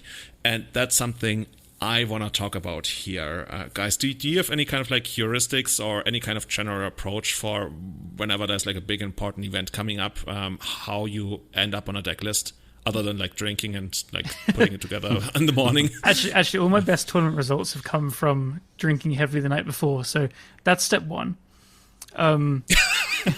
The Eternal weekend we both top 8'd, I lost game 1, round 1, and almost dropped it so I can go back and sleep in the hotel. My head was on the table. We were out till about 5 a.m. drinking. So that's step one. You got to be able to do that. But I do have some heuristics. It's actually been so long since I've played a proper like big event at all. GP Belonging was the last one, and that was, I didn't put any testing in really, or very little, so it's a bad example. But with enough time, you need to, well, at the moment, like there's so many sets are going to come out before the 100K, so I would be like conscious that Modern Horizons 2 especially could really change the format. Every set these days could change the format. So you need to be kind of willing to change things around as it goes on the fly. But when you're close to the time, you want to get in the reps. If you have all the options of decks available to you, I would start out with something more familiar to you, but you think is also good, and make your way through the familiar things first. If nothing sticks out to you, then you can move on. But if something that you're used to and you know pretty well and familiar with, is doing well, then I'd probably try and stick to that. I think the tiering things is not very useful when the format is pretty open, as I believe it is now. Okay, so in tier 1 you can have Delver, you can have blue-based control decks, you can have Doomsday, you can have Elves. As a few examples, there's probably more. In tier 2, it's quite clear set as well. But within those tiers, I don't think people often, you often hear people say tier 1.5, tier 2.2, or whatever. It doesn't really make sense. Familiarity and what suits your style really makes up that half a percentage of between tiers or whatever. So keep going with that. And then you do want to do this metagame analysis, as Duke said. So he said if it's a format where he wants Thoughtseizes, say, for example, Combo is very popular, I guess. If there's a lot of Doomsday, as there is right now, you want to be doing that. If there's a lot of things weak to Plague Engineer, because Elves is popular. So him saying he wants to splash black makes complete sense to me, because the format does warrant that right now, I think. And so you want to be looking at those kind of things. You don't want to sell yourself short by choosing a deck that you're very familiar with, but is stuck in the lower tiers of things as well. So there's somewhere to find in the middle. It's hard to say without actually having the deck in front of you. But even in this format, we're seeing stuff like Food Chain has been just come out of nowhere and been putting up so many results online. Masasabi won a challenge and came second the weekend before. And now the deck put up very good results from this past weekend and the weekend before. So that to me is a signal that, one, it was kind of viewed as a lower tier deck and kind of a bit of a pet deck that people just enjoy. But he kind of rebuilt it with Imperial Recruiters and stuff. And it just seems to be very good. So there's still new ways to build decks in this format right now. I'm kind of rambling. There's just so many sliding scales, as Julian said, that it's hard to say it without actually having a deck in front of you and then going more into it right now. Do you guys agree? Yeah. But the thing is, you also talked about about innovation, right? And I think most people who feel kind of lost, they are really not looking to innovate. I think there's very few people in Legacy who actually feel, but competent is maybe not even the best word, who have the guts to say, hey, I'm going to innovate and I'm going to go for this new thing in this tournament. Mostly because people don't really have the time to put into testing, unless they really just want to show up with something out of left field to a tournament and be like, okay, let's see, I guess this might work. I think most people are scared of picking something a little bit weird, and they want the feeling of, hey, I picked something solid and I want to play it well. And they're just unsure what actually would be something solid. And I guess another heuristic that kind of plays into this, and this is one of the things that you feel especially strongly about, and I agree with you, that you want to give yourself the chance to get lucky. But how do you think, to give some kind of pushback to that, how do you feel that evolves over larger tournaments? So I can see the heuristic standing up, especially in kind of 5 to 8, 9 round events, because you do get luckier. But do you think you could play a deck with higher variables over a 15-round tournament? Do you factor that in? Yeah, I think that's actually one of the main reasons you want to do that. In small tournaments, I don't even think that I mean, in smaller tournaments it matters. It matters as well, right? But in smaller tournaments, you usually know the metagame pretty well. But what you already talked about, that's like you mentioned, the idea of giving yourself the chance to get lucky. That's one of my fundamental things that I've built my entire quote unquote career on. I want to come to a tournament and I want to be I'm beating this, and this deck, and I'm probably losing really hard to that deck. And I think one of the best examples of that was MKM Barcelona 2017, where I arrived at the tournament. And it was a really important tournament because that determined the top 8, whatever, MKM end of season standings, which was for quite a lot of money. And I just told the coverage people, I'm here with Elves, I'm beating everything, but I'm losing to anything Sneak Show. And I lost one match in the Swiss, that was Sneak Show, and I lost the quarterfinals, that was Sneak Show. And that's what I came here for. Like, that's how I built the deck. And I could have built it in another way, right? I could have built it in a way that I have a better game against Sneak Show, but it's not worth it. It's just like one of those matchups, and I'd rather avoid it and do really well in like the 90-something% of other matchups. And there's nobody who ever wins a tournament without getting lucky. But if you build your entire deck to be like as 50-50 as possible against anything, there's no variance. And you fucking really, really need variance. And that's why I always keep saying I'd rather win the tournament and like not top 8, 10 other ones than to always be like, oh, top 16, maybe top 8. Like, that's not what I want to be doing. And I think if you build your deck like that, you can play well, you can have a good deck, but you still need something on top, and you need to get lucky. And you can get lucky through top decks, but that's something that can happen in any kind of deck, no matter the way you build it. But you can also get lucky in the matchup. And I think you really, really, really got to build your deck in a way that you can get lucky with matchups. And that doesn't mean like, oh, you go totally crazy. You put like the craziest cards in your sideboard, or you even like main deck some of them. No, what that means is you consciously sacrifice a couple of matchups if that's what you do. Like, it could even be something as crazy as going without Graveyard Hate if the metagame is like that. Like, I wouldn't recommend that right now, because these days in Legacy we have really strong graveyard decks, but it's something you could do in the past. And these days, for example, you could go without, in Elves, it's not really having an answer to anything Sneak and Show, because that deck is like super good against us. But in other decks, it could also be like, oh, I'm probably like super dead to fast combo, but not that many people are really going to play fast combo, so I'm willing to like dedicate those slots to shoring up the Delver matchup. I always keep going back. Like, whenever I build my decks, I'm like, I want to be good against Delver. And that's the number one thing I care about. It's Delver, it's whatever flavor of mid-range control there is, and then usually having some kind of game against combo decks. And graveyard decks. But that's really it. And when I build a sideboard and when I build a deck, I really only think about the 4 or 5 most played decks, and I basically ignore anything else, and then I show up to the tournament and I hope that the matchups go my way. There's more that goes into that, but that's basically what I'm working with. Do you think those principles, which I do agree with, they are like especially relevant to you and your kind of deck choices? Because I don't think they completely would apply to someone playing Delver, for example, because their kind of get lucky, play against the things you want to and do not want to. They have stuff like Force of Will, which is just generic answer to everything. So I think the same principle can apply. You can kind of cut some costs, but like they do have the options to kind of have game against everything and have this level of consistency as well.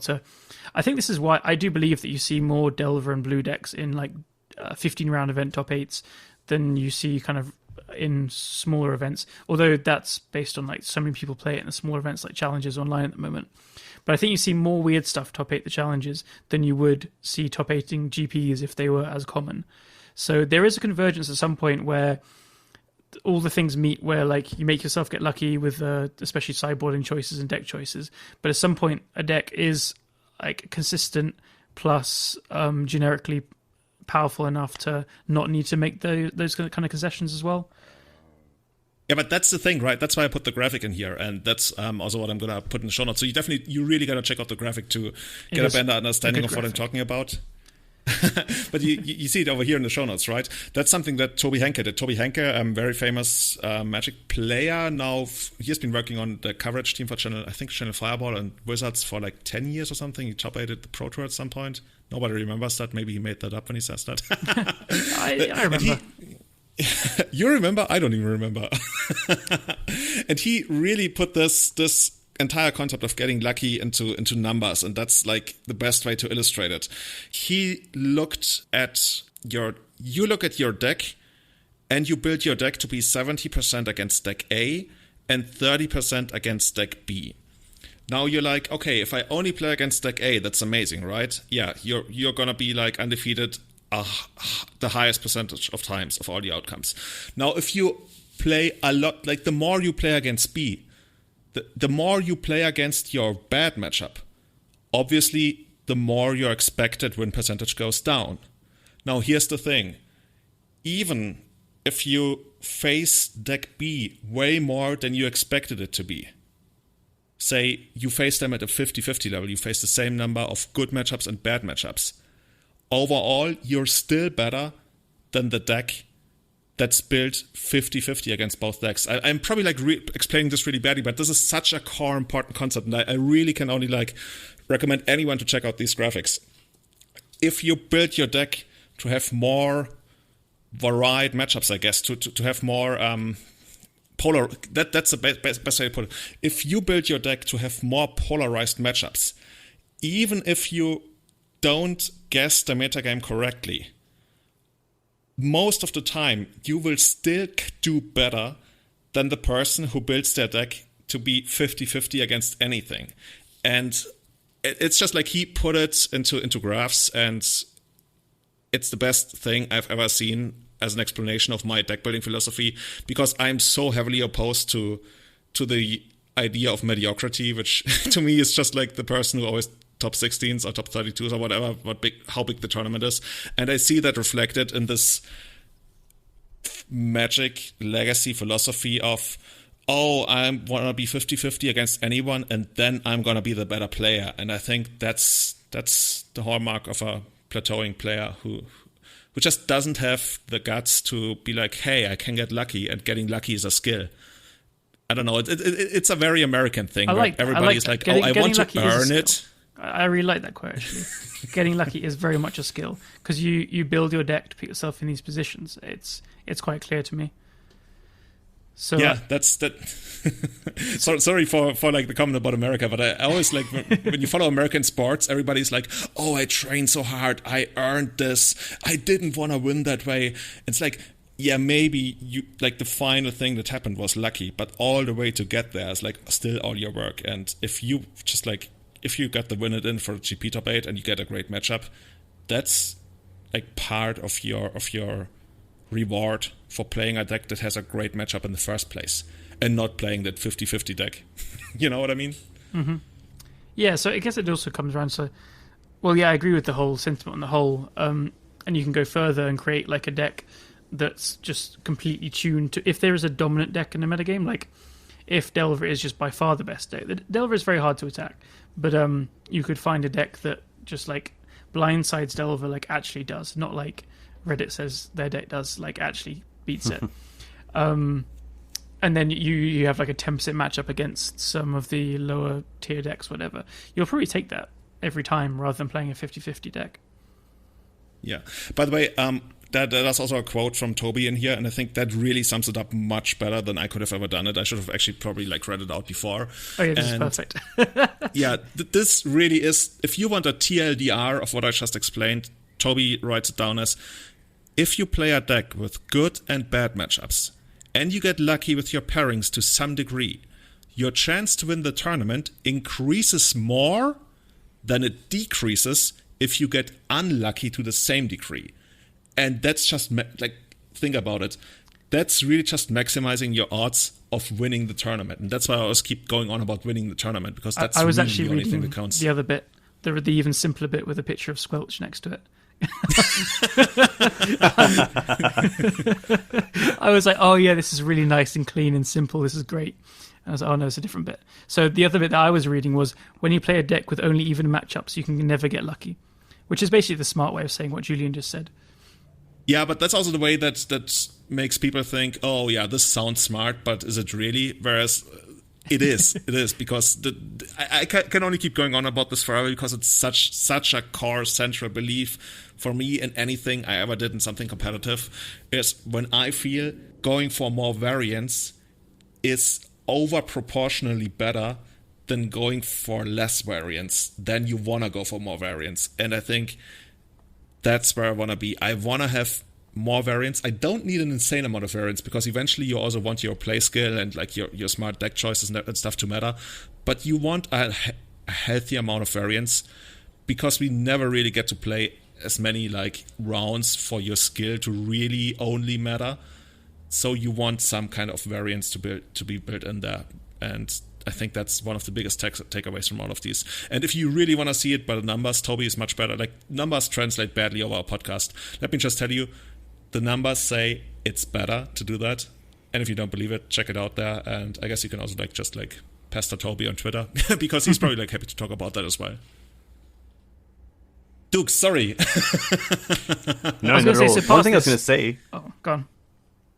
Sorry, one thing I was going to say was, what do you think about if you are quite good with a grindy deck like lands or blue-eye control, and also quite good at something like blue-red Delver?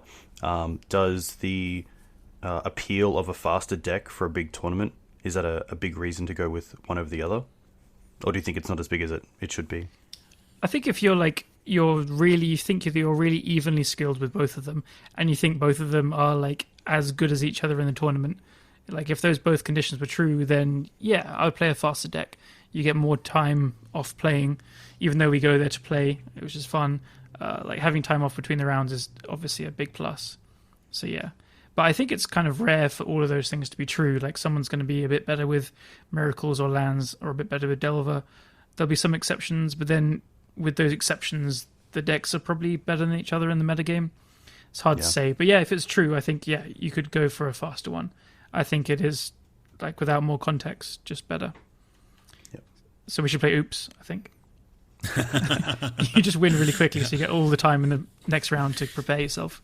Something that also factors into whether you want to play like a fast proactive deck or not, to me also ties back to the aspect I just talked about of quote-unquote like gambling on your matchups.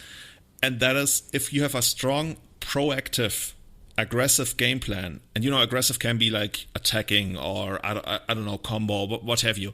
If you have that, then you can really patch a lot of holes you might still have, because if you've got the potential to lock out the game by turn 2, it doesn't matter whether you have like that specific sideboard card. Like if your deck is capable to produce really insane draws like by turn 2 or maybe even 3, then you can be okay not having as many cards that you need for a certain matchup. And that also goes back to what Callum just said about Delver and how Delver can like get away with like skimping on stuff. And yeah, that's pretty much what I feel like about Delver. And that's part of why I think Delver is so good and why people often lie to themselves when they say they have a good matchup against Delver, because Delver still has like turn 1 Delver, Daze, Wasteland, Bolt, Delver again.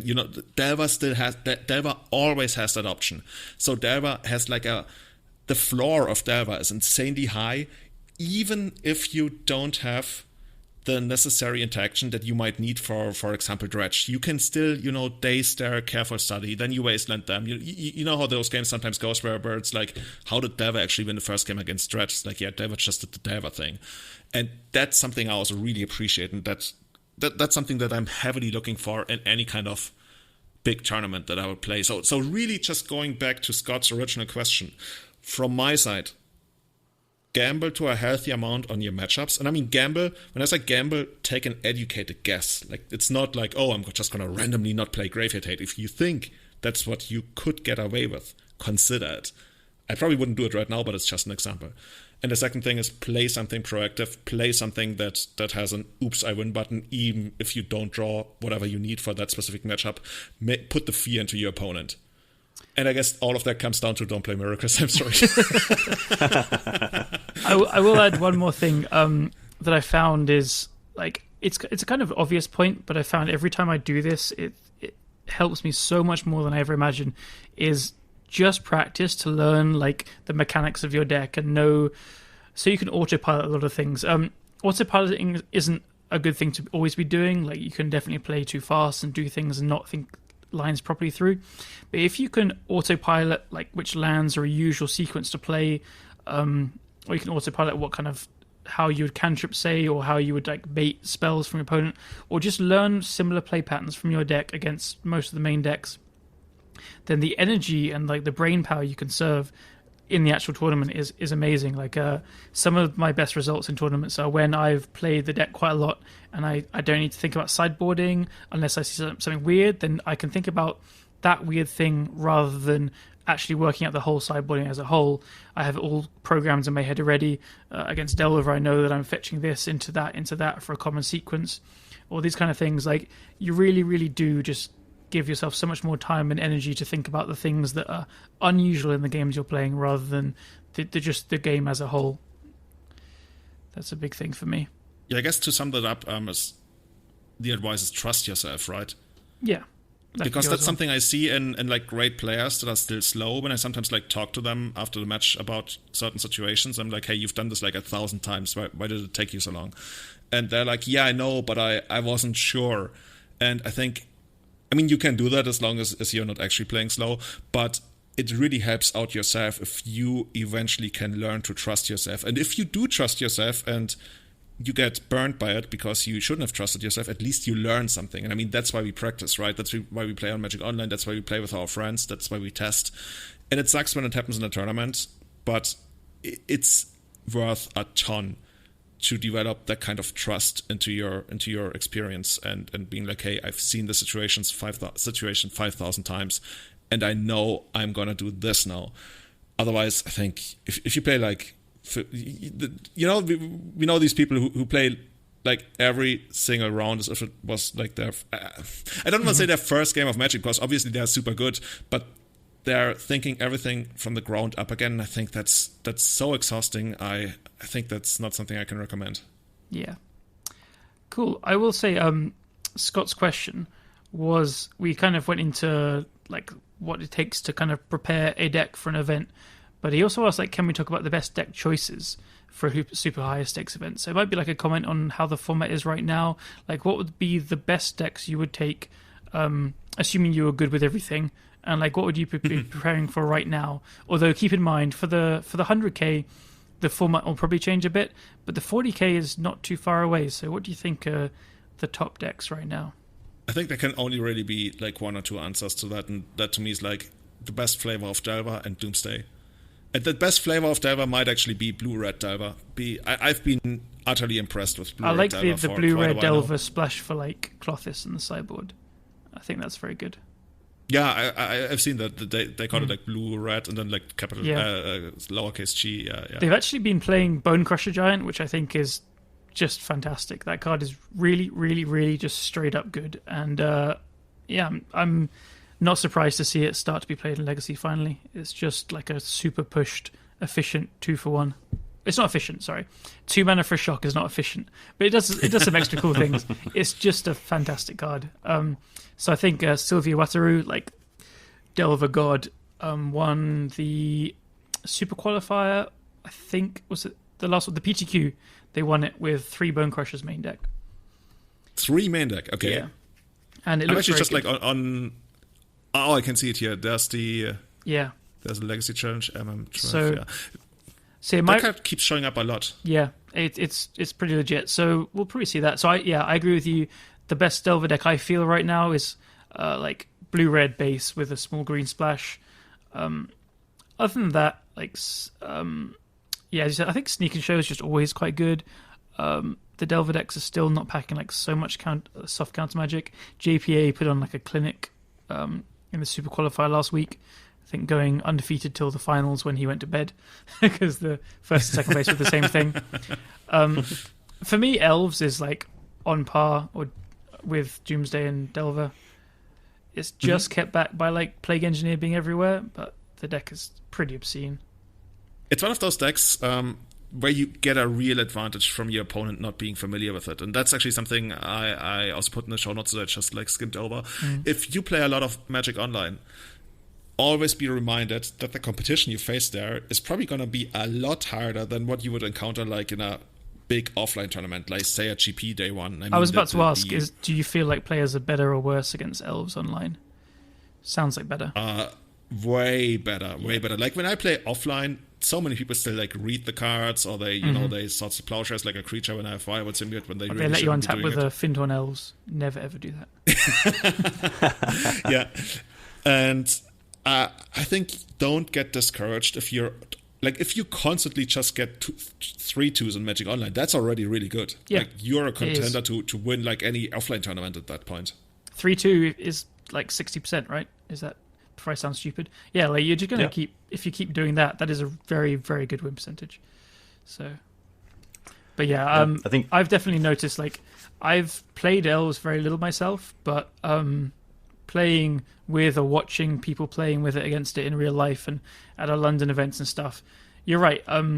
It is a very complex deck. When you start to play it yourself, you start to see. I think it's actually like a bit easier once you learn all the mechanics and the usual lines and stuff. than it kind of looks like to someone else. Like when people do all the tricks and turn all the cards upside down, and elves are flying everywhere, and there's glimpse of nature's popping off and stuff, and there's the William Tell music in the background. It looks kind of crazy and complicated, but actually, you cast Glimpse. You have some like Nettle Sentinels and Heritage Druid, and then you just keep drawing cards. It's actually not too hard.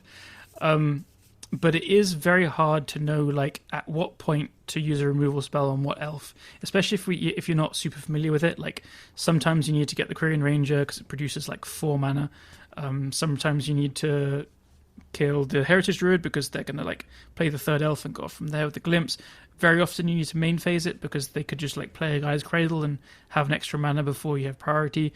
So yeah, it is really hard to play against, especially if you're like a fair deck and not very familiar. And so it will prey on those kind of players. So I think I would actually look to play elves if I was like playing the 100k next week. Awesome. Yeah. Awesome. Dukes, what do you feel like? Well, if you were super proficient in any kind of deck in Legacy, I mean, how many people really are, but just for the sake of the question, what would you pick? I was going to go with Blue-Red Delver as well. I really like that it's a Delver deck that plays basics. I think it's pretty huge. And it also just has a really nice linear game plan, which I'm a huge fan of, especially when it comes to tournaments.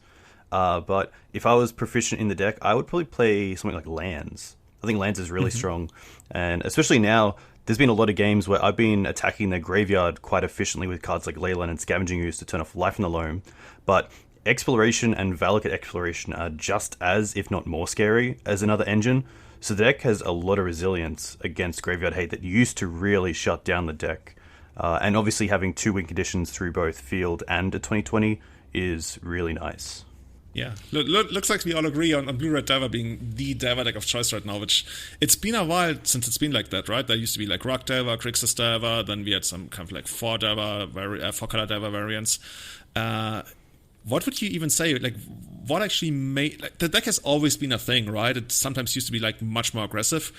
Are Bonecrusher Giant and Brazen Borrower the 2 things that really made it the, let's say, best deck in the format?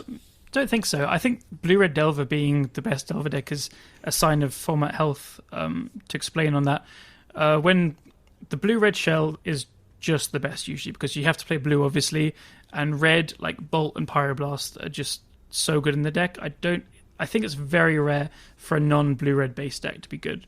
And then past that, you're splashing for like whatever the best kind of threats are. So like splashing for Klothys is pretty legit and stuff. But Blue-Red Delver, as Duke said, can like play basics. It's also just always a bit more aggressive. The threat suite is that reason. There's not really a better reason. Like Blue-Red could be grindy with Dreadhorde Arcanist before. It just always ends up being a bit more aggressively slanted because why you would splash for a threat is because they kind of overpower the threats that Blue-Red has access to, and for that power level to like surpass the threats Blue-Red Delver has access to, they usually are like pretty pushed. Like Oko is a perfect example, but it's those push threats are generally not aggressive unless it's completely broken. I can't really think of an example of that, so they are usually grindy. So when Blue-Red Delver being an aggressively slanted version of Delver is the best deck, I think it's quite healthy because there isn't some broken card advantage engine. And it's easier to attack them because if they don't have that broken card advantage engine, you can use removal spells on the creatures and not feel too bad about it. So I feel like even though I think something significant would have to happen to Delver for it to not be a tier 1 deck, like for the rest of the format's health, like Days would have to be banned. Delver in general. But I'm specifically trying to find out when Blue-Red Delver really took over from Rock Delver. Because like Rock Delver, Grixis Delver, those always used to be a thing, and now we have these much more mid-range focused builds of Blue-Red Delver, which used to be like I think not Sprite that big Dragon of a thing. probably. Sprite Dragon's But really good. that's the aggressive version, right? Yeah. We're talking about the version with like 4 Delver, 3 Snapcaster, 2 Bonecrusher, 2 Brazen Borrower, 2 True Name Nemesis. That's the one That's thinking about. MM17 Marco who we. For example, That's more him. That is the mid-range Delver thing. He calls it Blue-Red Adventures. It is. He plays like 2 counterspell as well. I wouldn't take that as the norm. The norm is more like what Sylvia Watcher is playing and stuff, which probably is like under Timur Delver on Goldfish if that's what you're looking.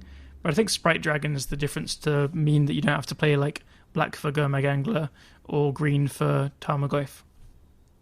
Okay, because I was wondering why the versions I was seeing, they weren't playing the, what's it called, Spellbelly Ethereal Forager. Yeah, so because Sylvia that's Watcher the card that has too been as well. impressing me a lot. Yeah, so if you're on Goldfish, there's the top result. So they have 4 Delver of Secrets, 1 Snapcaster Mage, which is surprising actually, 4 Sprite Dragon, 3 Bonecrusher Giant, 1 Brazen Borrower, 2 Ethereal Forager, which is the Whale. That's the threat suite, and this is what won the challenge.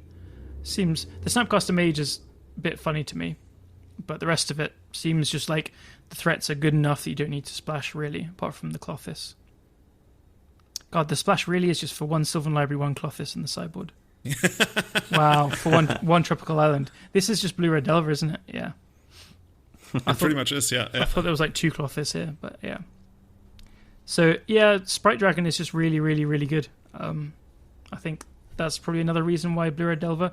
But I like it. It's super aggressive, but it dies to removal spells. I think it's a pretty healthy push threat, if that's a way of saying it. Dukes, I'm going to be honest, maybe I'm going to play this. Maybe, I don't know. That is... Callum is doing a pretty good job of setting the Sprite Dragons. Isn't Sprite Dragon actually one of those Godzilla cards that we actually got? Yeah, something Perfect Pet. Well, I can't remember. Yeah, I thought it was like a fake, but yeah. No, yeah. Apparently it's real. Yeah. Awesome. Did you see the versions of Blue-Red Delver playing Clout of the Dominus? Yes, that was Italian chap, Tosilic, I think, is the name. Yeah, really interesting. That card is scary. It looks like a meme. I see people joke about it a lot. But like, slap that on a Sprite Dragon. That's +1 counter. So it makes it a 3/3 hexproof or shroud, I think. Shroud, yeah. Shroud, yeah. Is it like a creature enchantment? Yeah, so 1 mana, blue or red hybrid, aura, and if enchanted creature is blue, it has Shroud. If it's red, it has something. Haste. Haste, yeah, cool. So it has haste already, but it's just for Shroud, and like, I don't know, Sprite Dragon kills so fast. It's pretty cool. It also gets +1/+1 for each of those effects, so it gets +2/+2 just from that as well. Ooh, okay. Yeah, God, so you put that on a Sprite Dragon, that's a 4/4 Shroud without anything else. Yeah, it's pretty nasty. Awesome. So, Duke, are there any other decks that you would add into consideration for any kind of big tournament? I always hear that Hogak is a pretty competitive deck, especially in the Delver meta, but I haven't seen too much of it recently, and I'm not sure if people have just got enough experience against it that they know how to beat it. Hogak is weird because it is good against Delver, and I feel like it always does well in events online. Like, the deck is like talked shit about quite a lot. It has a lot of bad matchups, but it is very good against Fair, and it is good against Delver. I think it could struggle with like the better Delver decks in the past with like broken threats and stuff. But and if it has a target on its head, it's kind of just like a walking duck. But it keeps placing in large Magic Online events, I think. PTQs and stuff. It's kind of like the grinders deck. The people that don't play Legacy very much, they turn to it because they maybe played Hogak in Modern and stuff. And the deck really does perform. It's one that I love as well, so I'm a little bit biased towards it. Very fun to play. But it keeps rearing its head. Gak just keeps coming back. And you know what I think about the deck? Yeah. In like certain fighting games, there's characters that if you're not very good at the game, those characters will destroy you, and they are usually called like noob crushers. And I think Hogak is one of those noob crushers in Legacy. Like, if you come into Legacy and you don't know exactly what's going on, like, you've seen it, you've maybe like watched some streams, but now you're up against Hogak, and you don't know exactly what's going on, Hogak is gonna like destroy you like really badly. It's gonna tear you apart like nothing else, and that's one of the biggest allures to me for Hogak. It's quite similar to Elves, actually. It's a lot of moving pieces, and it's hard to play against. That's true. Yeah. That's true. I mean, against elves, you still have like the option of like slamming down a Plague Engineer if you have that, and you probably should be having Plague Engineers in your deck if you're not very familiar with the format, because that's just like such a sledgehammer. But yeah, Hogak is it's similar in that regard. That's true. Yeah. I mean, obviously, there's like Doomsday, which will probably also destroy a lot of people who have no idea what's going on. I mean, they might even know what Doomsday does, but they don't know what the Hogak matchup works like. Hogak is very good against Doomsday, funnily enough. It's one of the only combo matchups that's very good because of the crab, right? Yeah. If you have a crab in play and like 2 fetches up, they can't really win apart unless they Veil of Summer you. It's pretty funny. That's classic. I never thought of that. I guess they can have the Thassa on hand, right? And then yeah. But that's a corner case. They need to set up like a situation where they doomsday and then do something, and then have like a way to get the Oracle from the pile into their hand, like two Street Wraiths or like a Brainstorm and something else. Or they can do it like if they have enough time. But Hogak attacks pretty fast as well. So it's weirdly like one of the only good combo matchups. Although they can still just like turn 1 you. But yeah, as always. Been there. Yeah. So, that's pretty much what we'd be considering for any kind of big event coming up. But there's more big events coming up. There's not only the 40k and the 100k. There's also one of the highest plus EV events on Magic Online of the entire year. This is like give ever. Like, for what you put in. Ever. It's basically infinite value, right? Yeah. It's crazy. The only, some would say, upside, others wrongfully claim downside, is that you have to play a format you've probably never played before, which means you get to crush a lot of people just like you who have no idea what they're doing. And if you win this tournament that has no buy-in, you can win... Is it a Mox Emerald? It is a Mox Emerald. That's a free entry for a Mox Emerald. That's insane. And there's also like other prizes for top 8 or something, right? Or is it just like winner takes it all? So there's a revised Bayou for second. There's a beta Lightning Bolt for third and fourth, and then there's Misty Rainforests for fifth to eighth. That's insane. This is like an MKM, but you get free entry and you play it online. But tell us about it, Dukes. Tell us about the format, because I've never played the format. 7 Point Highlander. I think it's an Australian format, and you've done a lot of work to actually popularize the format, right? I've definitely done a bit, but there is a larger community and some people who put a lot of time and effort into it, which is awesome because it is probably the most popular Eternal format in Australia. So 7 Point Highlander, also known as Australian Highlander, or Pleasant Kenobi calls it Auslander, which I actually like, is a constructed format. It's a singleton format where you have 60 cards and a 15-card sideboard, like a regular deck. And it utilizes the vintage format's card pool and ban list, except companions. So with 7 Point Highlander, each player is allowed 7 points worth of cards, and there is an official points list. So you could spend, say, 5 points on an Ancestral Recall and 2 points on a Treasure Cruise, but then you miss out on cards like Demonic Tutor or Mind Twist. You could also do something like 7 one-pointed cards to kind of maximize the power overall of your cards. But this is... a format that's huge in Australia. With COVID, it's become a thing that people have really pushed online as well. I think as a free form of vintage. I think it's actually free form because we use Companions tournament. But they ran a really successful MTGO tournament at the start of the year, which I'll link the Reddit post, but you can see some of the top 8 decks from that as well that was streamed, which is awesome. But it's, free entry. It kicks off on May 10th. The tournament is double Swiss, so it means you play against 2 opponents a week, and then there's a cut to single elimination in the top 8, which is pretty awesome. Not happening on a sorry to interrupt you. It's not happening on a single day, so it's spread it's out over time, over many days. Yeah, exactly. I believe it will be done through MTG Melee, and I believe the last one was, I think, either 6 or 8 weeks. So playing, a multitude of opponents, and then hopefully making it into that top 8, where there's pretty awesome prizes. All have international post included, of course, for overseas players. But first is a paper unlimited Mox Emerald. Second is the revised Bayou. Third and fourth are the beta Lightning Bolts, and then fifth to eighth are the Misty Rainforests. So how do we actually sign up for this? You said it's going to be on Melee. Is there already like a link that we can post? Yeah, definitely. I'll give the link to you to put in the show notes. But it should be pretty easy to sign up for it. There's some really good resources as well, like 7ph.com.au is the official site. Moxfield.com is a really good deck building site that actually has 7 Point Highlander as a format, so you can check out what people are building, or you can also build your deck on that site, which is cool. I was going to say, can you give us a quick rundown of the format. So some of the top decks. And would you say this is like closer to a legacy power level or vintage power level, or is it just kind of unique somewhere in there? Yeah, it's pretty unique. I would put it up with legacy, but some of the quick starts are definitely vintage viable. So the winner of the last league, Callum, was actually Esper Tempo, which is pretty cool. So that's pretty much just a mid-range Esper deck. I'm a huge fan of mid-range decks as well. Usually looking at something like Blue Moon, which is a blue-red control deck that uses like Magus, Back to Basics, and Blood Moon. There's a few combo decks. Shout out to the Brisbane team who put together Slush Puppy, which is a deck that utilizes Brain Freeze. Slush Puppy is like a frozen a drink. that with loads of ice and there we go.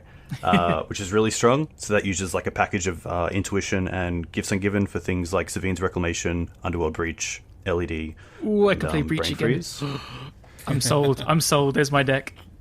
Which is really strong. But there's also like blue-red aggro, like a Delver deck. There's Jund and Junk. Rug Life was huge when Time Walk and Ancestral could be used within your 7 points, but obviously those have been ticked up since then. It's a pretty open format, and the best part is that obviously there's some decks that are always showing up in top 8s or top 16s, but there's a lot of room for creativity, especially with the points list. Yeah, this deck building idea, like, I'm in the 7 Point Highlander Discord and have been for a while, and I've like kind of gone in there to scope things out and stuff, and I'm always interested in it, but I kind of just like keep putting it to the back of my mind for no reason and stuff. It just seems really fun. So there's so many deck building ideas, because having access to these like super powerful cards, but only one of them and at a cost as well, is such a different deck building constraint than you would usually have. It's really unique. So yeah, now you told me there's a Breach deck, I'm so in. Like, no, I didn't need any more like, persuading. Like, oh yeah, I'm down for that. Nice. Yeah, it's good to be on MTGO as well, because decks like Goblins are also really strong, but Mox Jet, or no, Mox Ruby. Is Mox Ruby the red one? It is, right? Is obviously quite expensive, so being able to play that on MTGO definitely downsizes that cost, which is awesome. So yeah, because all the power and stuff. Very keen to see how many people they get for this, because that Mox Emerald is huge. I can't think of the last tournament that I went to other than a Eternal Weekend in Melbourne where a piece of power was up for grabs. Massive. How many people have signed up so far? That's a good question. I haven't looked. Okay. I should. Do you know if it's going to be capped? No, I think the cap is just on MTG Melee, which is hundreds of people. Cool.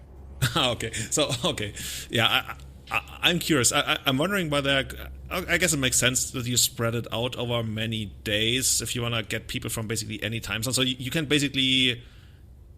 How does it work? Do you organize with your opponent when you're going to play, or is the time set when you're going to play? I've never heard about this kind of like way to run a tournament. So I've definitely done leagues like it as well locally, where each week pairings go out and you get 2 pairings, and you just have to find a time with those 2 people to play during the week, and then record your own results, and then the next week you get your next 2, and that continues. I assume it'll be based how many rounds and how many people actually entered the event. Okay. Because Melee usually says like, okay, you play now, and then you have to play it. So it kind of defeat the purpose of like trying to get everybody from around the world to play at a convenient time. But I mean, you can't really make it right anyway, right? If you got somebody like in the US and somebody in Australia, it's like, it's going to be tough either way. I'm sure there's a way. Yeah. I mean, we all stay up until like 4 a.m. Who cares? Like, we want to win with the Mox Emerald. Yeah. Yeah, I'll definitely confirm how they're doing, at least making it easier for those with the time difference. Awesome. So yeah, I'm looking forward to that. Before we close this out, Dukes, where can people find you? Remind us again, we're going to have all your social links in the show notes, but help us out. Where can people find you? On Twitter, on Twitch, on the Drop Bear forums? Who are you and where are you? Yeah, I am Douges on Twitch. That's DougesOnTwitch. On YouTube, Twitter, and Twitch. I envy you so much for having like the same thing everywhere. I can't do it. I was gonna have Douges on YouTube or Douges on Twitter, but I think it's nice just to have the one brand. Yeah, I guess. It's worth so much to have the same thing everywhere. I'm actually like sometimes considering whether I should pick up like an entirely different name just because of that. No, it's Julian. It's really good. It is, but sometimes it's Julian23, and on Instagram it's like it's Julian023. It's like, oh, come on. But we figured it out eventually. So that's awesome. If you want to follow our podcast, you can find our podcast on Twitter at EternalMTG. You can find me at it's Julian23. And Callum, where can people find you and where can people find your stream? Good question. I always forget this one. You always mix the two up. I think it's at WhiteFacesMTG for Twitter, and it's Whitefaces just that for Twitch. I'm a professional, I promise. Right. You're very, very unprofessional. Yes. That's the allure of it. But I think you actually nailed it. I think that's the correct thing. Yes, did it. Woohoo! Awesome. So if you want to support our podcast, there's many different ways. You can leave a review on Apple Podcasts. That helps us out a lot. That puts us up in the rankings. If people are like, oh, I want to see what Legacy is all about, you just, say you recommend this one. I think we got like 60 recommendations by now, all of them 5 stars. Thank you so much. Really makes a huge difference. I think that's probably the number one thing that anyone has ever done, is to leave a review so that people can really find us, and that really eventually just feeds into building community and doing everything. So thank you so much for that. Also, big thanks to our Patreons on Patreon, especially our Eternal Witness tier supporters. We just got so many new Patreons over the last couple of weeks. Tobi Henke, Trent Browers, Testacular, Sebastian Holager, Guillaume, Jake, and Severin Schwarzhuber. And on our top Grizzlebrand tier that keeps growing as well, Victor Bernatz, Bachu Butt, Scott Monroe, Jeremy Gates, Henrik Korkutz, Tom Hepp, Christopher Reinhardt, and Paragon Games in St. Louis. Thank you so much. Thanks for keeping the lights on here. Dukes, thank you so much for getting up super early in the morning. You're headed for work now, right? I am. No, a huge thank you to you guys. This is, I know everyone says whenever they go on podcasts, like, oh, this is a pleasure and it's really good, but this is, MTG bucket list worthy. Very cool to be on here. Nice. It was a pleasure having you. It was a great time, man. See you in the Highlander finals. Dude, imagine that final for the Mox. Oh my god, that's gonna be great. I'd love it. I'll see you then. See you, everyone. Bye-bye.